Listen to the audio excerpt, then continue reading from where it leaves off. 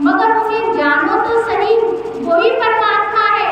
जब इस उंगली को काटते हैं तो दर्द होता है, जो दर्द होता है वो आत्मा को ही होता है। कहीं पे भी दर्द हो, कमर में हो, हाथ में हो, उंगली कटे, पैर कटे, मगर कहते हैं नाम अलग अलग हो जाते हैं कि उंगली कट गई, सर दर्द है, पैर दर्द है, मगर जब वो आत्मा चली जाती है तो पूरे शरीर को कुछ भी करो, चाहे इसे जला दो, चाहे इसे दफना दो, चाहे इसको कितना भी काट पीट लो, इसको कहीं दर्द नहीं होगा, क्योंकि दर्द की वो चीज चली गई। कष्ट किसको होता है? आत्मा को, और उस आत्मा को ही हम समझ नहीं पाते हैं। तो परमात्मा कहते हैं कि उस आत्मा को देखो और जानो और पहचानो कि वही परमात्मा है, वही हमारे अंदर है। उस अंदर की चीज को हम जान नहीं पाते हैं और बाहर बाहर ढूंढते हैं।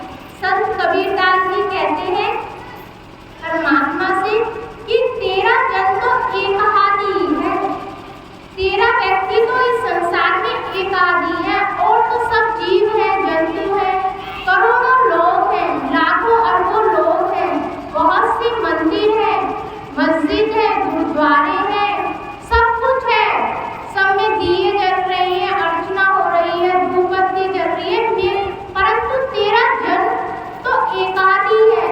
मगर तुझे जानने और पहचानने वाला तो इस संसार में कुछ ही लोग हैं जो तुझे जान और पहचानते हैं।